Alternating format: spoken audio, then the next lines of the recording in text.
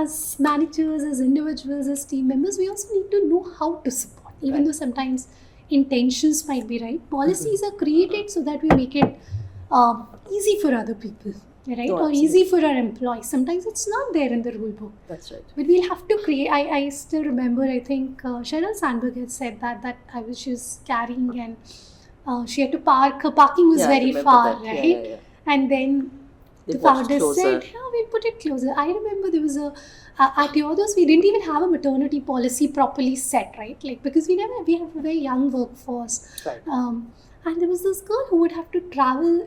We do a lot of in-person counseling at a lot of premises of corporates as well. It's just before COVID.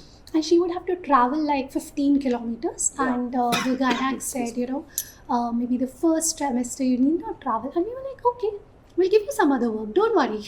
You take care of yourself. But I know once we showed that support, she worked with us. We are an 11-year organization. She's worked with us for good 8 years or so. So we are a young organization. We are an 11-year-old organization. This person worked with us for almost 8 years. Oh, wow. Right? Because we showed that trust. She reciprocated very well. Maybe that project didn't work with her because it required travel. But I think the work she did, even after the child was born, I think she was so committed. There was a new project. She was like, no, he's 3 months old now. Mother-in-law will take care of it. I will train people on this and all of those, right? I think it's a two-way street. If people feel heard, supported at their most tough times, I think they go above and beyond to say, I want to support in the best of the completely agree. And I've seen that in every instance, right? Whenever you repose trust on somebody, when you kind of work with them closely, it works in a two-way manner. Otherwise, it doesn't sustain. Let me put it that way. Right? Yes. So it really is.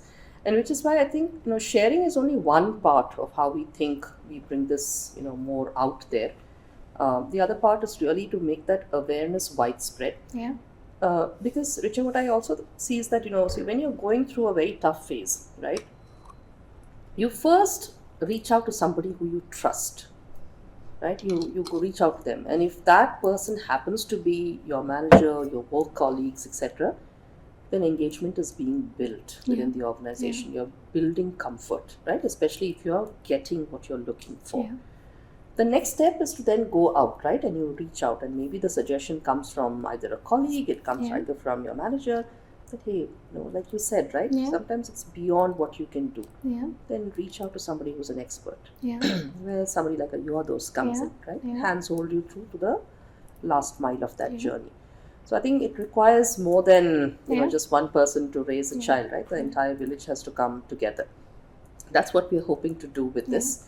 And in sharing stories, which we hope to do more and more within the organization, make this so that people feel comfortable, right? And to provide them that they bring their whole self to work, right? Because even that is part of what you are, right? There are not just the goods, there are also some things which are not that built up. That's what our effort is with this. And beautifully said, right? I think, we work with one of these organizations where we've been running this program for some time now.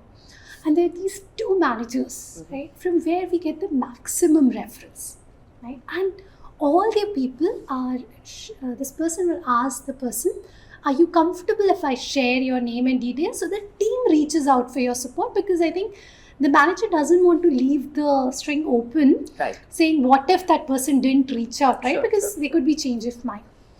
And 100% of those people that she asks, will you be open if I suggest your details to your those team, and they reach out? 100% of them say yes, right? And then she would say, hey, this is the consent taken, please reach out and just let me know they're doing okay. There's no confidentiality breach, but that we have connected and they're okay. Or at least the session has started, right? And I think that's very important, right? The first time they would reach out to the people they trust, if they know when to refer or what are mediums available for their support, and don't feel overwhelmed that now it's their job to support them in every way. Their job is to create that safe space, to listen to them, to give them that comfort. There are specialists to give them the emotional support through counseling, psychotherapy, etc. that is required, right? Yeah. So, and I think all people can benefit from a conversation. Sometimes